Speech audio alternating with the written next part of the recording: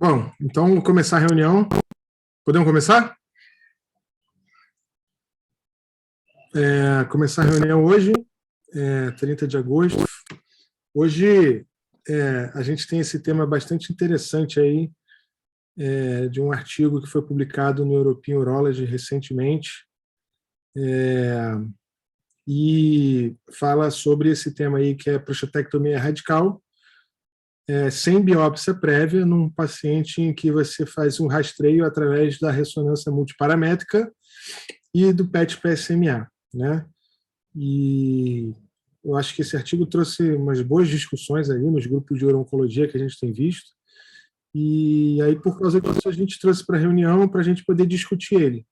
E hoje quem vai apresentar é o Bruno Correia, o Bruno R1 do serviço aqui de urologia, e vamos ver aí do que se trata exatamente esse trabalho, esse artigo.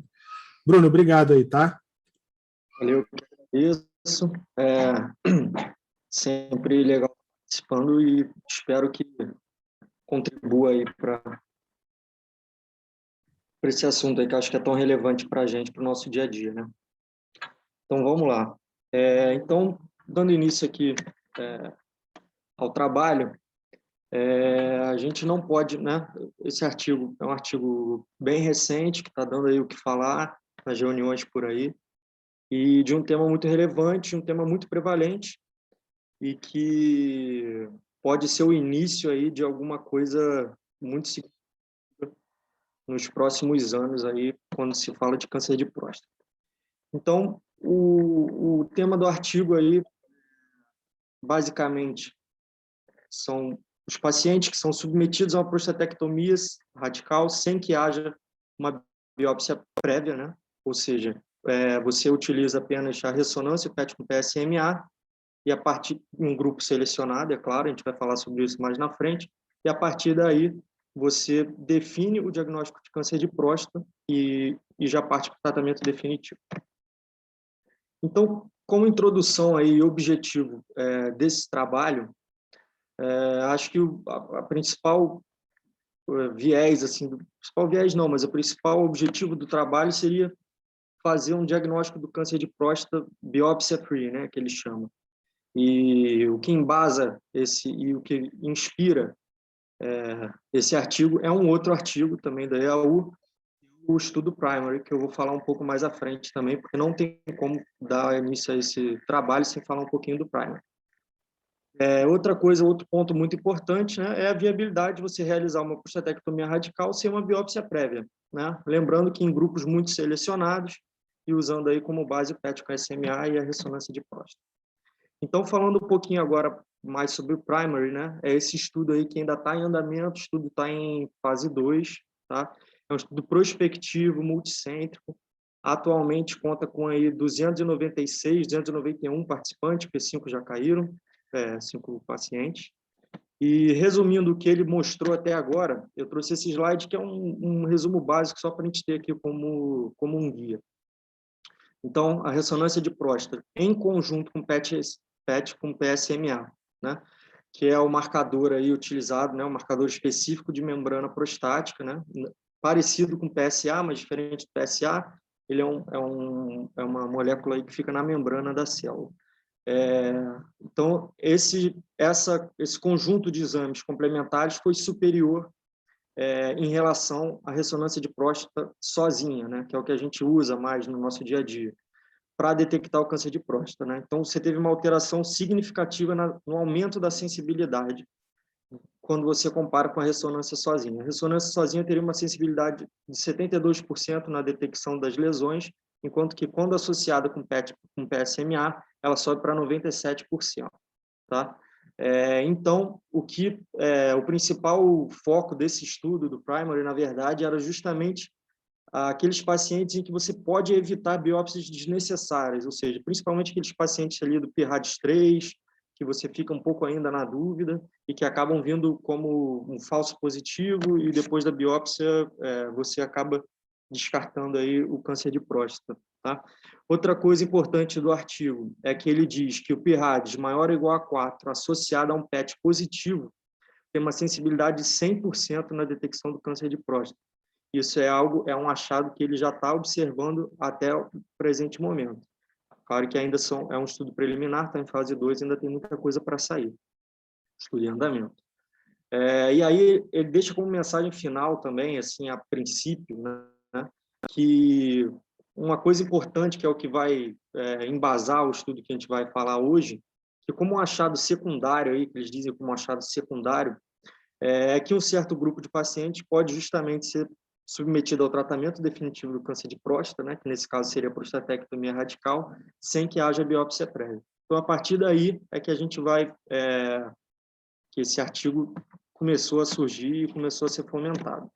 Então, antes de eu seguir com o artigo, a gente está falando tanto de PET com PSMA e de ressonância magnética da próstata, que eu trouxe essa imagem aqui, que está no artigo em questão, né, no artigo de hoje, e que ela demonstra aqui, apontado aí na seta, na figura A, uma lesão ali hipointensa no lobo médio da próstata, ali no lobo direito, ali, né? E em seguida, na figura B, você tem ali a restrição à difusão, que seria o mais importante aí para a definição do PIRADS, assim, que eles levam mais em consideração é justamente essa restrição à difusão de água, né, por conta da alta celularidade, associada ali embaixo com o mapa de ADC, que é a lesão que era hiperintensa aqui, na restrição à difusão, ela se torna hipointensa. Isso é um achado muito específico, aí, muito característico das lesões malignas. E na figura D, é uma figura de um PET com PSMA, né, do mesmo paciente, ou seja, está demonstrando aí a mesma lesão ali brilhando, sendo também uma lesão com score 5. Então, esse paciente é o PIRAD 5 com um PET score 5, ou seja, altíssima suspeição desse nódulo. Então, dando sequência aí, falando mais sobre o desenho do estudo em questão. O estudo que a gente está falando aqui hoje é um estudo retrospectivo, né? A partir do primary, eles se inspiraram e pegaram pacientes ali, olhando retrospectivamente para 2015 até 2021. Né? Foram selecionados 25 pacientes, todos eles com PIRADS maior ou igual a 4 e um PET com PSMA maior ou igual a 4 também. Todos os pacientes dos 25 foram submetidos a uma prostatectomia sem biópsia prévia. Ele ressalta aí que isso foi uma decisão, né, compartilhada com o paciente não queria ser submetido à biópsia, foi tudo explicado e foi uma decisão do paciente em conjunto com a equipe médica. Todos os pacientes tinham toque retal alterado ou um PSA aumentado ou ambos os achados no rastreio. Então, todos já tinham alteração ali quando o paciente chegou no ambulatório, para os urologistas em questão. E é importante destacar também que, até porque, né, tendo o PET aí em mãos, as metástases foram descartadas aí em todos os 25 pacientes.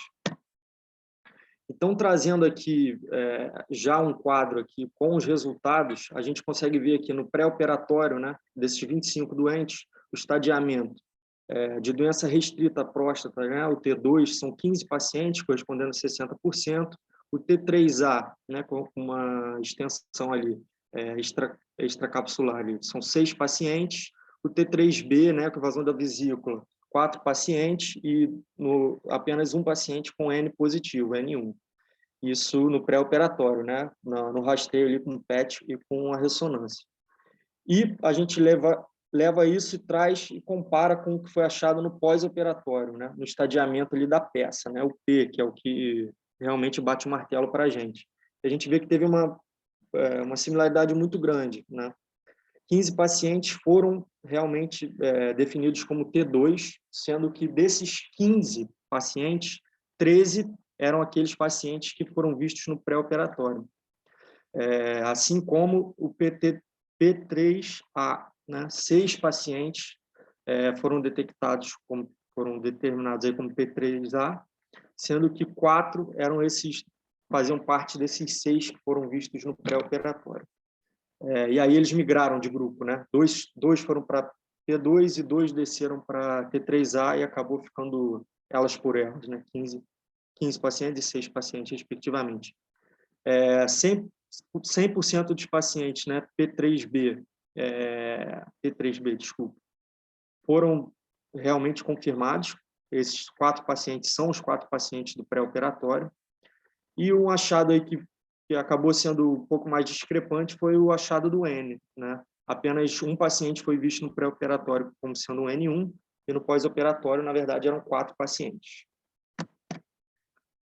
Falando ainda aqui de resultados do estudo, 25 dos 25, ou seja, né, como eu falei agora, 25 dos 25 pacientes que foram submetidos à prostatectomia radical sem biópsia, né, só com PET e com a ressonância, tiveram um diagnóstico histopatológico confirmado de câncer de próstata, né? Ou seja, um valor preditivo positivo e uma sensibilidade de 100%. É claro que aqui a gente está falando de um grupo muito selecionado, mas esse é um número bem relevante aí para o estudo, né? E desses pacientes aí, falando um pouco do ISUP, né, do Gleason, não teve nenhum Gleason 4, foram 8 pacientes com Gleason 2, 15 pacientes com Gleason 3 e 2 pacientes com ISUP 5, perdão. E aí a primeira coisa que vem na nossa mente, né, com esses resultados, a primeira análise assim, é o mais natural de se pensar, é esse questionamento, né? Será que é possível diagnosticar e tratar o câncer de próstata sem biópsia, né?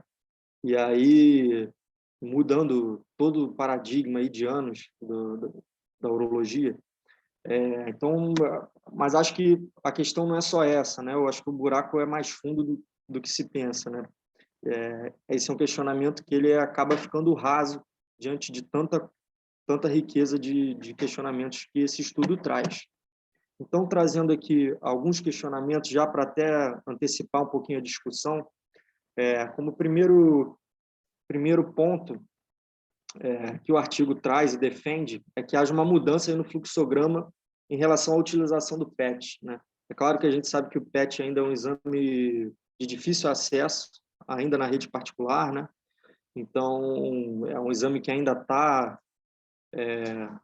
engatinhando, né? A gente não tem tanto acesso assim, então isso dificulta bastante a nossa utilização no dia a dia, mas ele propõe justamente antecipar a utilização do PET, né? Trazer esse PET para o rastreio para a maioria dos casos, não deixar ele restrito só para doenças de alto risco, enfim, doenças que você já pensa que pode haver alguma doença metastática, trazer esse PET mais para estágios anteriores, né, do fluxograma aí do diagnóstico do câncer de próstata e no estadiamento, né? E ele, obviamente, passa a ter um papel complementar fundamental junto com a ressonância, né? Mostrando lá aqueles dados que eu falei de altíssima sensibilidade. O segundo ponto aqui que eu trouxe para a discussão é que a biópsia de próstata, né, ela acaba ficando, nos casos, né, que os pacientes têm uma biópsia negativa, né, falso negativa, isso pode atrasar o tratamento definitivo, né?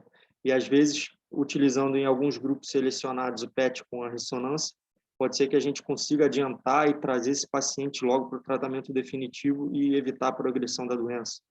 Pode ser um ponto. Outro ponto que ele defende no artigo, né, esses são dados do artigo, essas porcentagens, é que a biópsia de próstata é um exame minimamente invasivo ali, né? Então você tem algum grau de morbidade. E aí ele fala sobre 1,5%, né, dos pacientes podem desenvolver sepsis, né, desenvolvem sepsis, 2% podem desenvolver ali retenção urinária, e cerca de 1% evolui com uma hematura volumosa, necessitando ali da passagem de uma cateterização, né, de uma desobstrução da via urinária. Então, seria você, trazendo esses exames, substituindo a biópsia, você evitaria essa morbidade, uma vez que os exames eles não são invasivos, né, são exames que, a princípio, não geram dano ao paciente. Então, ele vem aí para um dos pontos positivos disso seria evitar essas complicações aí durante o rastreio. Outra coisa importante é que pacientes aí, principalmente nos falsos positivos, né, que você biopsia, ele tem as consequências da biópsia, né, as consequências negativas e acaba vindo como negativo depois na biópsia. Então não se beneficiou nem um pouco da biópsia nesse caso. Como quarto ponto, eu trouxe, e ele destaca isso bem no artigo, que de cara pacientes que optam por fazer radioterapia e bloqueio hormonal não podem abrir mão de jeito nenhum da biópsia. Isso não entra nem em discussão. Por quê? Porque as características do tumor vão interferir diretamente nesse tipo de tratamento, né? Tanto no tempo de bloqueio quanto na dose da radioterapia. E aí eu trouxe aqui detalhes, tabelas aqui do EAU que confirmam isso aqui, né? E aqui eu destaquei, por exemplo, pacientes que têm doença de baixo risco, mais que a biópsia, né, já vem com células, né, com padrão ali intraductal, cribiforme, ele já vai ficar excluído da vigilância ativa, por exemplo. Então, isso já muda totalmente o que vai ser feito para esse paciente. Isso é diretamente ligado à biópsia, né? Então, aqui, como é que você vai abrir mão da biópsia nesses casos? Trazendo aqui já pacientes de médio risco, né? Mostrando aqui como a biópsia ela interfere diretamente no tratamento, né? Mostrando justamente que você tem uma diferença no tempo de bloqueio e na dose da radioterapia, né? Aqui, paciente de médio risco, você pode pensar num bloqueio hormonal por 4 a 6 meses e uma dose aí um pouco menor da radioterapia, em comparação com os pacientes de alto risco, né? Pacientes de alto risco seria um bloqueio por um tempo mais prolongado, de 2 a 3 anos, com uma dose um pouco maior de radioterapia. Isso aqui é definido basicamente, quando a gente fala eu estou falando aqui de alto, médio, baixo risco, sobre o Gleason, né, e do ISUP, né, que seria, acho que o principal ponto discutido aqui quando a gente fala em biópsia. Continuando a discussão, mas outros 2 pontos, e aqui já algo a se pensar assim, de perigoso, né, sobre o que defende o artigo, é que pacientes aí com falso positivo podem ser submetidos a uma cirurgia desnecessária, né? Apesar dele ter 100% ali de valor preditivo positivo e de sensibilidade para a detecção do câncer de próstata, ele tem um grupo muito selecionado e um N pequeno, né? Então, a gente ainda carece de muita coisa para poder ter certeza do que a gente está fazendo, né? Então, você vai ter um paciente, às vezes, você vai submeter ele a um tratamento definitivo que tem sua morbidade associada, né? Em relação à impotência, incontinência, enfim, sem que você tenha trazido nenhum benefício para ele, né? E aí isso fala um pouco da questão pode entrar ali no quesito da imprudência, né? E do primo non nocere, que a gente, né, faz parte do nosso juramento, e isso pode trazer consequências jurídicas também, né, falando aí da judicialização da medicina que está cada vez mais presente. O 6º ponto que ele cita também no artigo, ele fala que para você ter certeza do que você está fazendo, para você ter segurança, você precisa de uma equipe ali de radiologistas, né, de médicos da medicina nuclear experientes, para você diminuir o risco do falso positivo, para você ter uma segurança maior para propor um tratamento definitivo sem que haja biópsia, né? E aqui, como último ponto da discussão, eu trouxe que, de fato, o estudo mostra aí, é um início, né? Que pacientes aí de um grupo bem selecionado pode ser submetido à prostatectomia sem biópsia prévia, a princípio, nesse grupo selecionado de pacientes nesse estudo. Então, pacientes com PIRADS 4 e 5, com PET também maior ou igual a 4, ou seja, tem alta probabilidade de ter doença maligna na próstata. Pacientes com toque alterado ou PSA aumentado, né? São esses pacientes em questão do estudo. E aí, como benefício, e aí uma das coisas que ele defende é evitar complicação pós-biópsia, que, enfim, a gente pode discutir, mas é bem discutível isso. Essa redução entre o tempo, entre o diagnóstico e o tratamento, principalmente naqueles pacientes que a gente faz uma biópsia, apesar de você ter PSA muito aumentado, um PIRADS alto, de alta suspeição, você tem, às vezes, uma cintila negativa, você biopsia, não consegue vir o diagnóstico na biópsia, acaba biopsiando esse paciente 2, 3 vezes, e o resultado não vem, você fica ali de mãos atadas sem poder tratar. Então, poderia ser um caminho. O professor, eu estava conversando com o Vitor, teve até aquele caso do professor ele passou na sessão. Enfim, o paciente que fez várias biópsias, um PSA altíssimo e a biópsia vindo sempre negativa. Pode ser que, nesses casos, seja uma luz.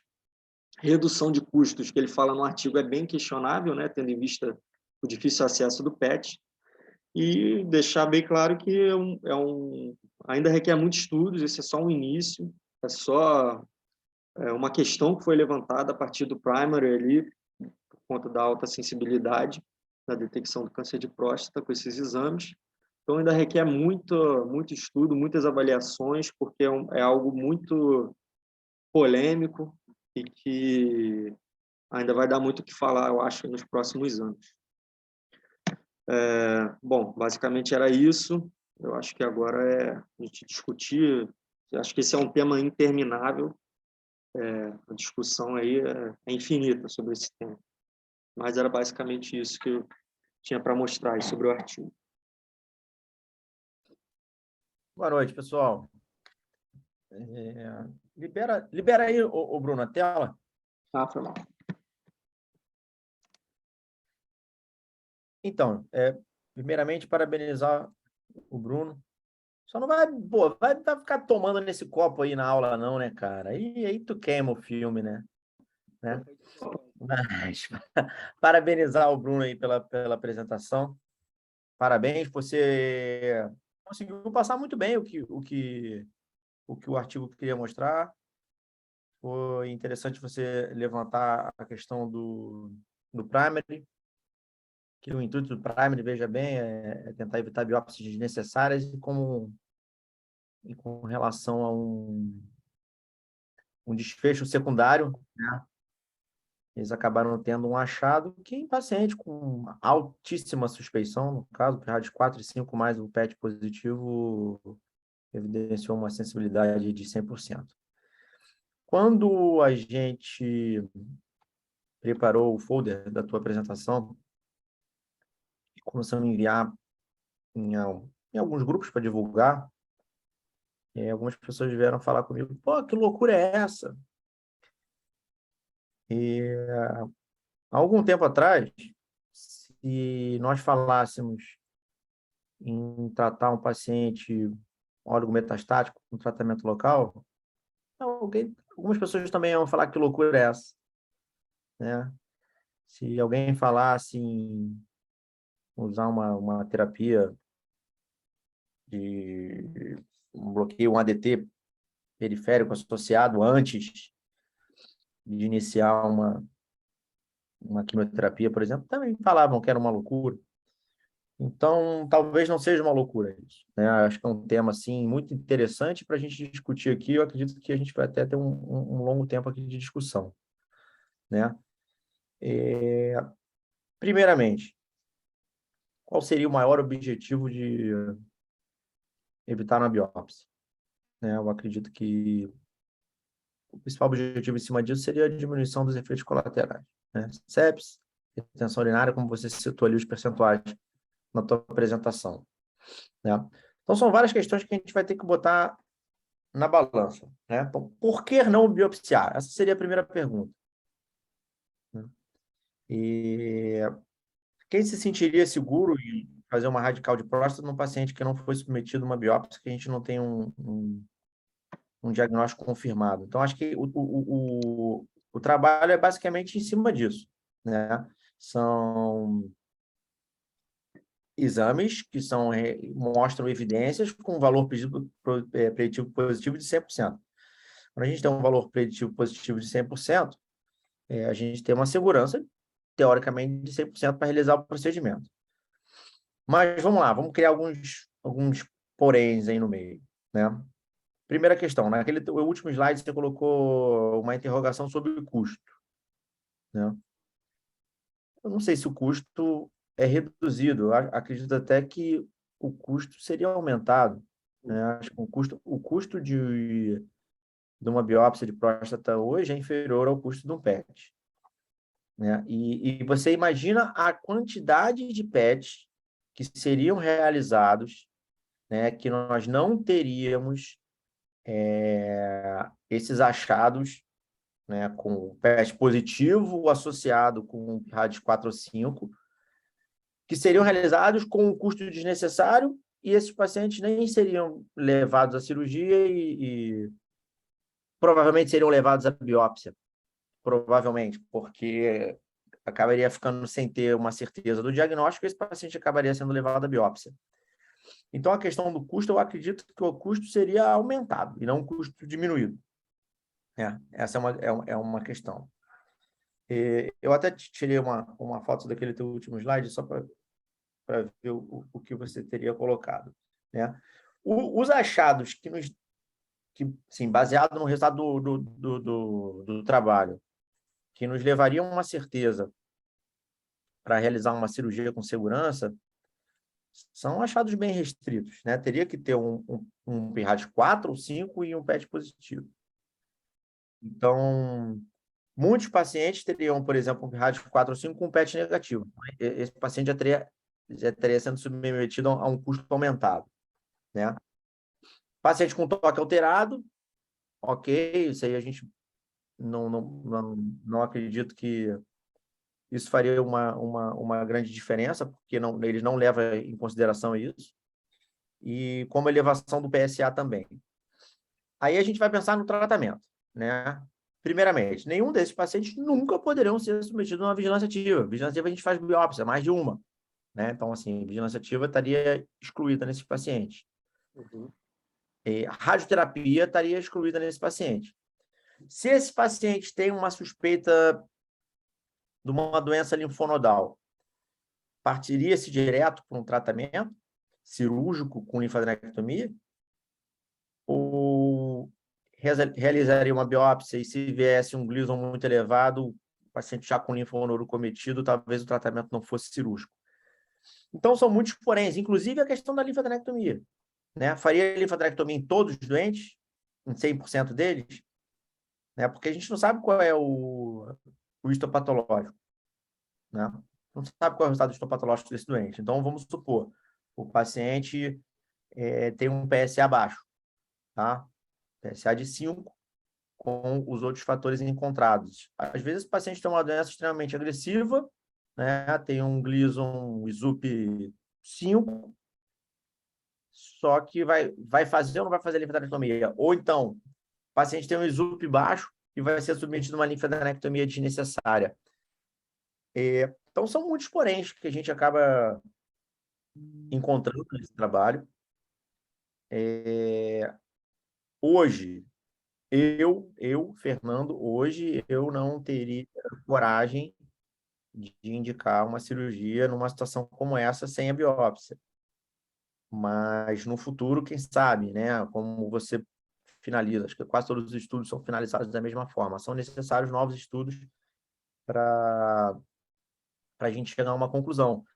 Mas eu acho que esses pontos relacionados em o paciente... Hoje, a vigilância ativa cada dia cresce mais. Então, será que esse caso seria restrito para paciente de alto risco? E alto risco baseado em quê? Baseado em PSA? Porque o histopatológico a gente não vai ter para enquadrar esse paciente no alto risco. E a outra questão da linfadenectomia também. Vai fazer linfadenectomia em todos? Então, são poréns que pesam, né? E talvez análise genética, ou algumas outras situações que a gente poderia tentar englobar para chegar nessa conclusão e não realizar a biópsia. E se a gente for levantar o percentual de complicações em biópsia, já foi mais alto, hoje em dia tem diminuído, a fusão de imagem facilita, a biópsia transperineal diminui as complicações. Tem que ver o quanto que valeria a pena, né? A gente sabe que alguns tumores, existem pelo menos a teoria de que se a gente realiza a biópsia, a gente está com risco de disseminar a doença, né? E a gente sabe que na biópsia de próstata isso não acontece. Então, a ideia fica, eu acho que é importantíssimo, né? Se a gente começar a falar aqui, tenho certeza, vou passar a palavra aqui para o Paulo e depois a gente vai abrir para todo mundo comentar. E eu acredito que fica até uma discussão longa, cada um vai ter uma opinião sobre isso, mas é factível, tá? É factível. Eu hoje não teria coragem e não veria um benefício nesse momento, né? Um benefício relacionado à segurança, mas é uma questão factível. Paulo, o que você tem a falar aí? Muito bom, Fernando. Na verdade, como eu geralmente abro as reuniões, você acaba fazendo os primeiros comentários e realmente acaba facilitando a minha vida, né? Porque você fala muito bem e você traçou os principais pontos que eu iria falar, assim, no primeiro momento. Mas antes eu queria parabenizar o Bruno aí, que foi uma ótima apresentação, entendeu, Bruno? Eu gosto muito dos slides brancos, assim, deixa a coisa mais limpa e você foi bem objetivo. O Bruno até me mandou uma mensagem no final de semana perguntando como apresentar de uma forma melhor. E eu acho que é por aí, né? Esses artigos a gente acaba focando mais na área clínica, né? As questões estatísticas a gente deixa de lado, até porque a gente não entende, né? Bom, primeiramente esse artigo, né? A gente aqui na nossa reunião a gente trata de assuntos acadêmicos, obviamente não é definição de conduta de serviço, né? A gente avalia os estudos mais recentes e, obviamente, por serem recentes, estão sob análise aí do crivo aí acadêmico, obviamente. Então, de forma alguma, passaremos a fazer cirurgias sem biópsia lá do Pedernest, isso é um fato, né? Primeira coisa, né, para a gente separar o que é artigo, o que é ciência, o que a gente está estudando, quais são os próximos passos, do que a mudança de conduta, né? O Senna até comentou lá do radioterapia na doença oligometastática, isso aí já está muito consolidado, a gente conversa aqui, no estudo Stampede, que foi apresentado em 2016, 2017, a gente já realiza, mas esse tipo de abordagem a gente traz aqui para discutir, porque é um assunto recente e as pessoas geralmente nos grupos de uro-oncologia discutem os assuntos realmente os mais recentes, né? Bom, em relação ao artigo, né, esse artigo é um artigo de 25 pacientes, então já começa por aí, né? Na verdade, é um estudo retrospectivo, né? Eles parece que pegaram o paciente de 2015 a 2021, né? Teve 2 anos ali que teve quase uma dezena, né? Então, foi uma prática ali que eles pegaram e olharam para trás, né? E avaliaram o que eles fizeram aí ao longo desses anos. Eles falaram que era 1% dos casos, né? Ou seja, eles devem ter operado em torno de 2.500 pacientes.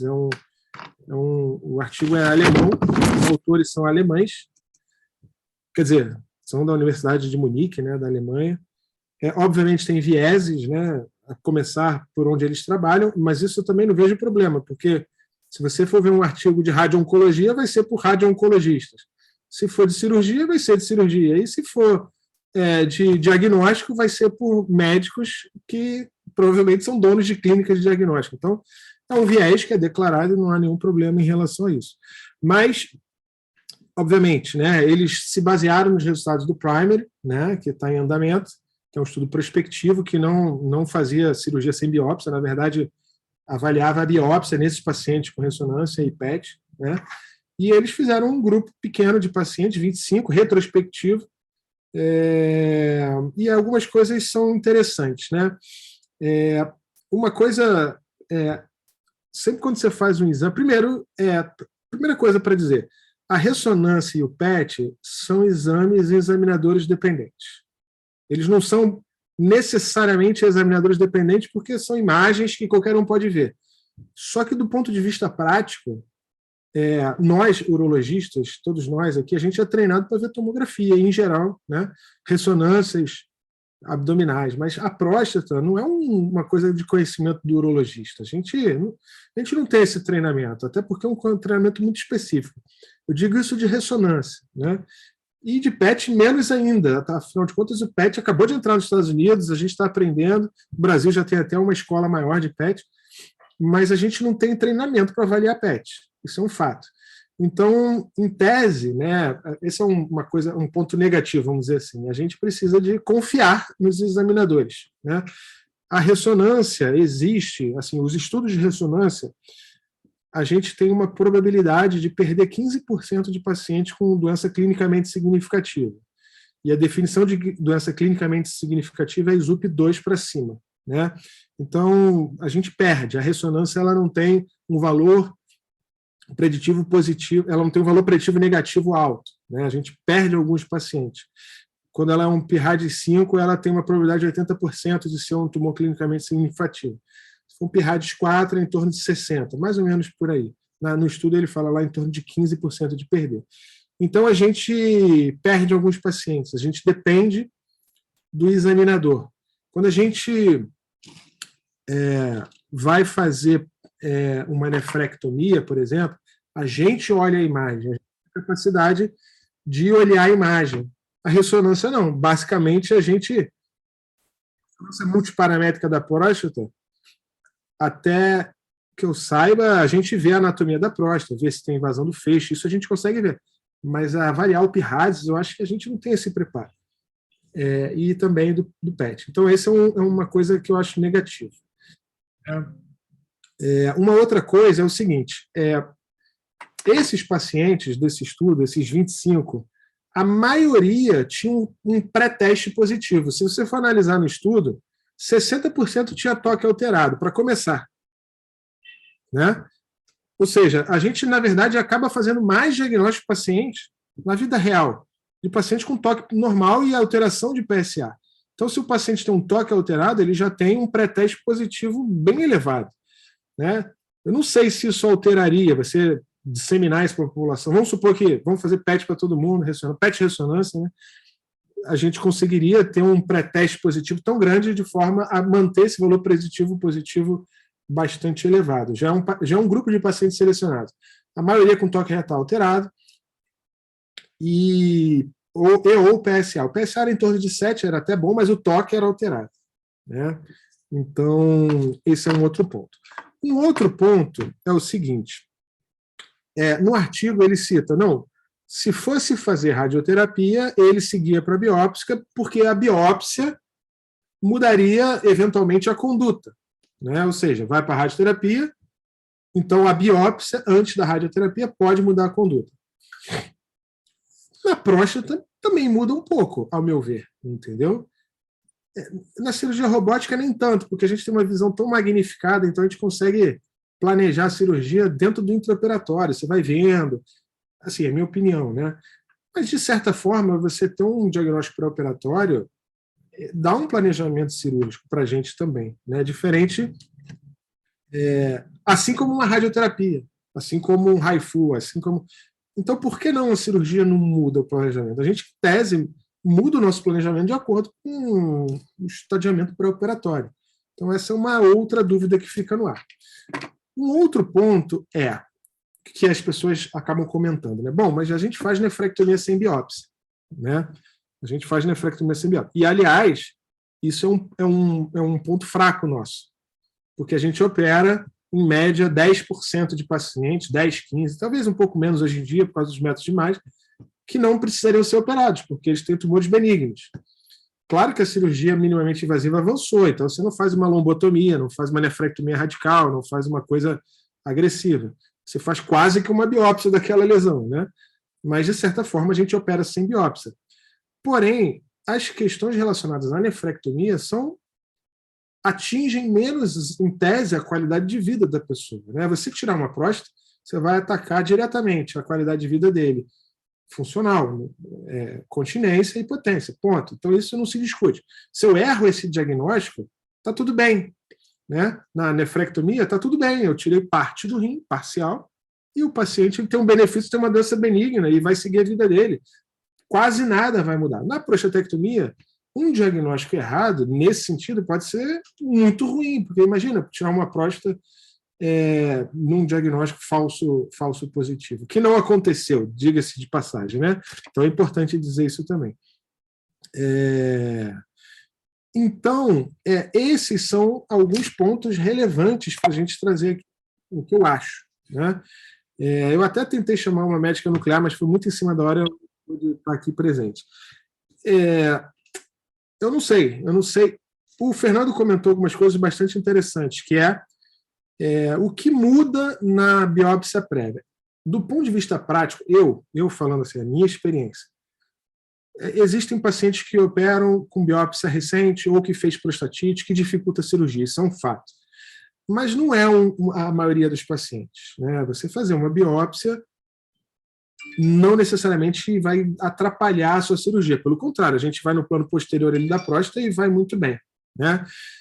A próstata, diferente do rim, por exemplo, eu estou usando o rim que é uma analogia, né, de um tumor que a gente opera sem biópsia dentro da urologia. No rim, a biópsia, existe uma discussão enorme se ela dá disseminação de células tumorais, o seeding, né, que chama. O rim é diferente. Então, existe essa questão relacionada ao rim, de você biopsiar e, eventualmente, disseminar células tumorais, principalmente se for cisto, né? A biópsia da próstata não me parece, nunca me pareceu que você biopsiar, você muda prognóstico, a princípio. Então, esse é um outro ponto também. A disseminação de células, eu não sei se é uma coisa que você vê. O Fernando falou de custos, né? O PET ressonância, custos é até um tema que não é legal chamar nesses grupos acadêmicos nossos, porque custo é custo. Depois, custo se conversa depois, vamos dizer assim. Vamos falar de ciência, né? O PET e a ressonância, hoje, a nossa realidade brasileira e mundial, praticamente, não é fazer tudo junto. Existem lugares aqui no Brasil que fazem o PET e ressonância junto. É um exame único. Ele é diagnóstico, ele é estadiamento, ele faz tudo. É PET e ressonância. Ele deita ali e faz tudo junto. Fazem isso. Em São Paulo tem. Aqui no Rio também vão começar a fazer. Mas não é uma realidade. Então, em termos de custo, o Fernando falou muito bem, eu acho que não abaixa o custo. Segundo, em termos de tempo, eu vou fazer 2 exames. A biópsia seria um exame, ressonância mais a biópsia. Então, você vai fazer a ressonância mais o PET. Então, também, em termos de tempo, não muda muito. É claro que isso pode mudar, eu acho que a gente tende a ter menos invasividade, né? Mas, numa boa, eu acho que, do ponto de vista prático, fica muito restrito a um grupo de pacientes hoje, que é possível oferecer isso, eu acho que sim, né, que não querem fazer biópsia. Eu hoje, na minha prática clínica, que eu me lembre, eu tenho, no máximo, 5 pacientes que não quiseram fazer biópsia, mas todos eles eram pacientes muito idosos, já com seus 85 anos, e não quiseram fazer biópsia, e tinham metastático, eu tive que tratar empiricamente, com bloqueador hormonal, ou eventualmente até com morquectomia, porque eles não queriam fazer biópsia, porque, enfim, chegaram longe na vida e tomaram essa decisão. Mas eu nunca tive esse paciente que fala para mim no consultório, doutor, eu não quero fazer biópsia. Me leva para a cirurgia, mas não me faça biópsia. Eu nunca tive esse paciente. Né? É claro que se a gente sugerir isso para o paciente pode eventualmente falar, não faz a biópsia porque inflama, mas eu não sei até que ponto. Então, eu acho que é uma boa discussão, eu acho que a gente pode até caminhar para isso, mas não vejo isso como uma realidade nesse momento, assim, para disseminar. Mas num grupo seleto, talvez, eu acho que faça algum sentido, até porque, como o estudo mostrou, e no Primary já vinha dizendo, o valor preditivo positivo é alto. Eu, na minha prática clínica, geralmente, um PRAT 4 ou 5, de um radiologista meu, que eu conheço de confiança, geralmente ele acerta e vem um tumor clinicamente significativo. E se não vem, eu vou atrás de uma biópsia de fusão e eu busco, e eu vou atrás, porque eu sei que está ali, eu só não consegui diagnosticar. Acho que eu falei muito, né, Fernando? Alguém quer comentar alguma coisa? Bruno? Posso falar uma coisinha? Fica à vontade, Lucas. Bom, esse assunto é bem interessante, né? O que é legal assim, você pensar é que os pacientes que são submetidos ao PET e à ressonância, sendo os 2 positivos, aumentando muito a sensibilidade de diagnóstico, assim, PRAT 4 para cima e um PET positivo, a chance desse paciente ter uma doença clinicamente significativa é gigantesca. Acho que a chance dele ter uma doença não significativa é muito baixa, se existe. Então, isso assim facilitaria a decisão sobre não optar por botar o paciente numa vigilância ativa. Então, acho que isso daí não seria, talvez, na minha opinião, um viés, né, de escolha de decisão terapêutica. E a outra coisa que, assim, teve até um webinar semana passada, se não me engano, interessante, falando sobre esse assunto também, falou sobre biópsia, enfim. sobre biopsifusão, tal, que até o Romulo participou, e que o Rafael Coelho falou dessa parte, desse assunto. E aí que que assim, os pacientes que ele escolheria, né, ele não quis defender de forma como se fosse uma prática que se exercida, mas assim, os pacientes são um grupo muito pequeno e normalmente, além de ter esses 2 exames positivos, seriam ser pacientes que têm o diagnóstico, já sabem que tem a doença pelo exame de imagem, né, sem a biópsia, mas não querem esperar para fazer uma biópsia e depois esperar mais 1, 2 meses para fazer a cirurgia. Eles querem antecipar esse problema para resolver de forma mais rápida, entendeu? E assim, ele fez alguns casos, parece, não sei se foi no ICESP, em que em questão da linfadenectomia. A linfadenectomia, todos os pacientes, ele tem feito uma linfadenectomia estendida, já pensando em ser uma doença clinicamente significativa de possível alto risco. Então, assim, são pontos sobre o assunto que eu achei interessante levantar aqui para a gente.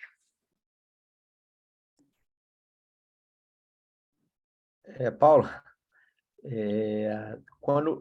quando a gente falou sobre esse artigo a primeira vez, me veio à mente um paciente. Eu tive um paciente, deve ter uns 2 anos mais ou menos, esse paciente, ele foi lá no consultório. Eu não vou me lembrar detalhes do quadro dele, mas era um paciente que tinha um toque alterado, um PSA em elevação já há uns 5 anos, mais ou menos. Queria operar sem biópsia. Eu acho que eu era o 7º urologista que ele vinha no Brasil. Ele tinha ido procurar um urologista na Colômbia que fazia uns exames. Ele até me levou um exame que nunca vi na minha vida, que dava os percentuais de ele ter uma doença maligna. Aí eu falei para ele, então você opera com o médico lá da Colômbia. Você foi, eu não vou te operar sem biópsia. Então, quando eu vi esse artigo, eu lembrei, assim, me veio o rosto desse paciente e eu tentei convencer muito ele a gente fazer biópsia. Na época, tem mais de 2 anos, né? Na época a gente não tinha o PET aqui ainda. E eu pedi uma nova ressonância para ele. Ele tinha uma ressonância muito antiga que não mostrava nenhuma lesão significativa e o paciente sumiu. Eu não sei se ele foi operado, se alguém operou. Não sei qual é o estágio da doença desse paciente hoje em dia, porque era um toque ruim e um PSA em elevação. Assim. O PSA dele já era um PSA em torno de 20, mais ou menos. Mas foi o paciente que eu lembrei. Fernando, uma coisa que é interessante é porque, assim, esse foi um trabalho que deu muita repercussão, na verdade, mundial, porque ele foi até no Congresso Europeu de Urologia, né? Mas é um trabalho de 25 pessoas. Né? Ele não muda a prática clínica. Porém, ele causa um enorme impacto, assim, né? Não só entre médicos, mas também até entre pacientes. E como a gente reverbera isso de alguma forma, né? Alguns pacientes não duvidam que daqui a um ano cheguem no seu consultório e falem, não, mas o doutor pode operar sem biópsia. Então a gente tem que ter sempre muito cuidado, né, de lidar com esse tipo de coisa, né? Porque às vezes o paciente vem com demandas, né? Realmente, alguns pacientes não querem biopsiar. Eu acho que esse é um ponto X da questão, né?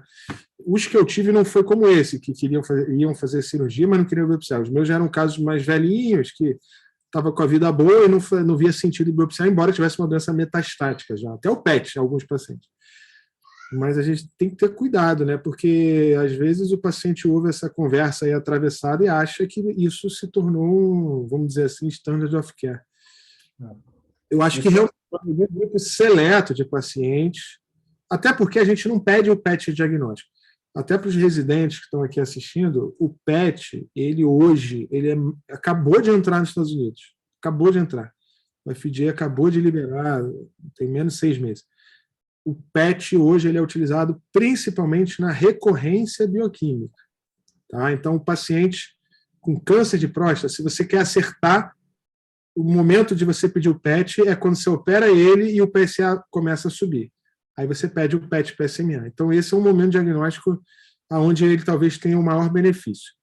Uma outra implicação do PET é na doença, na dúvida, no diagnóstico. Né, no diagnóstico. Então, o PET ele acende ali. Inclusive, no estudo, ele tinha que ter um SUV acima de 9, né, se eu não me engano, associado a um PIRADS 4. Então, são esses dois critérios, independente dos critérios clínicos, mas a gente sabia que os pacientes tinham um fator de risco já elevado para câncer de próstata. Então, a gente tem que ter cautela ao abordar os pacientes, porque a gente está falando de um estudo de 25 pacientes. A gente não vai mudar a nossa prática. Esqueçam isso. Tá? Isso aqui a gente está conversando sobre um assunto interessante e especulando o que vai acontecer no futuro. Mas isso, de forma alguma, é bom deixar claro, né, Fernando, que isso muda a prática clínica. Não muda. É para casos hiperselecionados, especialmente paciente consultório ou paciente de ensaio clínico. Eu até estava pensando aqui, o Vitor está online aí, eu falo Vitor porque o Vitor já tem mestrado, 25 pacientes, você faz um trabalho desse. Aqui, cara, um PET, isso aí é um trabalho que aqui no Brasil, a Alemanha é um país que foi inovador no PET, a gente tem já há bastante tempo, a Austrália é outro, a gente conseguiria fazer um trabalho desse muito rápido, inclusive com pacientes privados, né? Acha paciente, faz um estudo fase 2 desse, similar a esse, traz um resultado superior, ou até mesmo na UERJ arruma um financiamento e traz uma resposta aí, ou de acordo com esse estudo, ou não, né? Então, estamos falando de ensaios clínicos, né? Só sobre o que o Lucas falou. Lucas, não é incomum, muito pelo contrário, é muito comum, às vezes a gente pega um paciente com PIRADS 4 ou 5 com ISUP 2. Né? Isso não é incomum, isso a gente vê muito na prática. Em relação ao PET, o PET captaria da mesma forma, sendo um ISUP 5 ou um ISUP 2. Às vezes depende do SUV um pouquinho, mas ele captaria. Então, assim, não necessariamente, se esse paciente não tem um PSA muito alto, não necessariamente a gente está pegando uma doença clinicamente significativa com uma indicação de fazer linfadenectomia. A linfadenectomia na Europa ela é muito usada, nos Estados Unidos não. A gente sabe dos poucos benefícios e dos riscos da linfadenectomia. Então, você vai fazer a linfadenectomia no paciente com um ISUP 2, por exemplo, ou até que seja 3, com PSA baixo, uma linfadenectomia estendida ainda, que aumenta o índice de complicação em quase 20%, acho que você vai estar fazendo cirurgia demais para doença de menos. E essa questão da linfadenectomia, eu acho um dos grandes problemas desse trabalho. A não ser que vai fazer no paciente que captou no linfonodo, né? É difícil, não é tão simples assim, porque a gente tem que ver que a gente está pensando no paciente, né? A gente tem que oferecer o que tem de melhor para o paciente. A gente sabe que tem alguns colegas que fazem muita linfadenectomia, mas existem muitos trabalhos, muitos mesmo, que mostram o contrário, que o benefício não é válido. Mas é aquilo. Hoje, como o Paulo estava falando, hoje a gente não está transformando isso numa prática clínica, mas a gente não sabe o dia de amanhã, né? O que a gente vê é que o que a gente conversa nas nossas reuniões hoje, se a gente fosse pensar há 5 anos, a gente ia ser completamente taxado de maluco, porque muda, todo dia muda alguma coisa na Uro-Onco. Mas essas discussões são muito boas, né? Porque fazem a gente filosofar, pensar, imaginar hipóteses, né? Isso é muito bacana. E é muito bom ver o pessoal participando. Só fazer um comentário. Claro, óbvio. O Bruno falou de um caso, né, que a gente tinha discutido hoje mais cedo. Então, esse caso foi apresentado na sessão, isso aí tem mais ou menos um mês e meio. Era de um paciente que tinha um PSA aumentado, um PSA de 700, tinha uma ressonância com PIRADS 5, em que foi feita uma biópsia guiada pela ressonância, e essa biópsia veio negativa. E aí, 3 meses depois, o PSA dele se manteve sustentando alto, né? E aí foi repetida essa biópsia, e essa biópsia veio negativa novamente. E aí se passam alguns meses, e no final das contas foi feito um PET-PSMA. E aí, como o professor Paulo disse, né, que o PET-PSMA ele é utilizado, né, fundamentalmente em especial na resistiva bioquímica, estadiamento, mas não é tão utilizado como diagnóstico. E aí esse trabalho é interessante porque ele traz isso, né? Ele traz a possibilidade de utilização do PET como diagnóstico associado à ressonância, né? E esse paciente, no final das contas, tinha ele faz o PET-PSMA e que foi identificado uma metástase óssea única e que foi feita a biópsia dessa metástase. E a partir da biópsia dessa metástase é que conseguiu vir o diagnóstico de adenocarcinoma de próstata metastático. Então, assim, é um caso atípico, né? Mas isso traz para a gente essa questão, né? De trazer o PET-PSMA como possibilidade de uma ferramenta diagnóstica e não só de estadiamento. No final das contas, esse paciente ele começou a fazer hormonoterapia, né? Bloqueio hormonal no hospital, foi avaliado pelo Bruno em sessão clínica. E aí veio o primeiro PSA dele, que caiu para 4,5, de 780 caiu para 4,5. Mas é isso. Foi um caso diferente, né? E aí na literatura fala, né, você tem cerca de 96%, né, quando você faz uma biópsia guiada por ressonância, você tem uma acurácia de 96%. Então tem aí, e aí quando você faz uma nova biópsia, isso só para 99%. Então, mas mesmo assim você não consegue completar todo mundo. Então existe a possibilidade de você não conseguir pegar esse paciente para fazer o diagnóstico, né? E o PET-PSMA pode ajudar. O um caso Vitor, bem atípico esse, né? Bem atípico. E nessas situações... Pode falar, Paulo. não, isso que ele falou é muito bom, porque é o que eu uso hoje na minha prática, né? Aquele paciente que a gente biopsia... PET, exato. É quando ele é discordante. Na verdade, o diagnóstico clínico é discordante da ressonância, e aí você fica com a dúvida diagnóstica e você parte para o PET. E aí faz quase que uma biópsia por fusão com PET, né? Então, um radiologista intervencionista, colega nosso aqui do Rio, que fez uma intervenção dessa, porque ele não conseguia, a ressonância era discordante, era negativa, o paciente tinha um diagnóstico muito suspeito e não se conseguia fazer o diagnóstico, e foi feito um PET e o PET ajudou no diagnóstico. Mas aí ele entra como um PET como uma terceira ferramenta, exames clínicos, PSA, toque, ressonância, e se houver uma discordância, quando você fala assim, pô, não é possível, aí você vai para o diagnóstico. Foi o caso desse paciente que foi muito bem, né? E ele tinha um pré-clínico, um pré-teste muito elevado, porque tinha PSA de 700. A chance dele câncer de próstata é quase que 100%. Né? Mais nada poderia produzir isso. Muito bom. Ainda bem que é atípico esse aí. 780. Eu não vi esse caso, não cheguei a ver. São 9, né? 9 horas agora. Alguém mais gostaria de fazer um comentário?